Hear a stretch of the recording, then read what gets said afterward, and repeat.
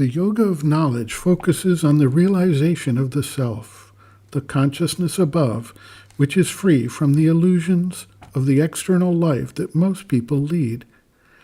The yoga of devotion focuses on the realization of the psychic being, which turns the being and the sense towards the divine. The practice of yoga is not a matter of intellectual understanding or sentimental adherence to a particular form or doctrine.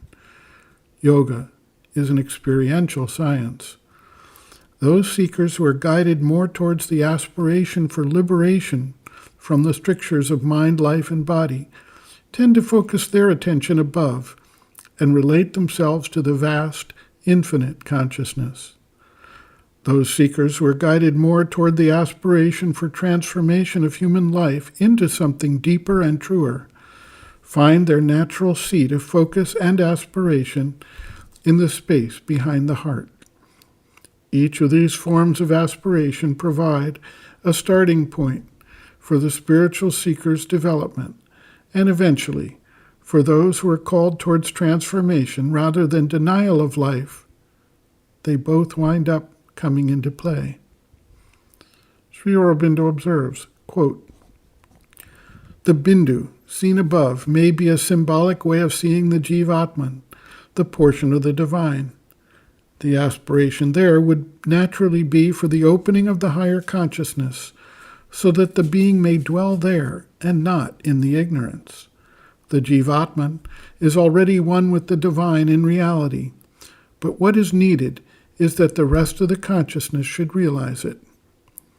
The aspiration of the psychic being is for the opening of the whole lower nature, mind, vital body, to the divine, for the love and union with the divine, for its presence and power within the heart, for the transformation of the mind, life, and body, by the descent of the higher consciousness into this instrumental being and nature. Both aspirations are essential and indispensable for the fullness of this yoga. When the psychic imposes its aspiration on the mind, vital, and body, then they too aspire, and this is what was felt as the aspiration from the level of the lower being. The aspiration felt above is that of the Jivatman for the higher consciousness with its realization of the One to manifest in the being. Therefore, both aspirations help each other. The seeking of the lower being is necessarily at first intermittent and oppressed by the ordinary consciousness. It has, by sadhana, to become clear, constant, strong, and enduring." End quote.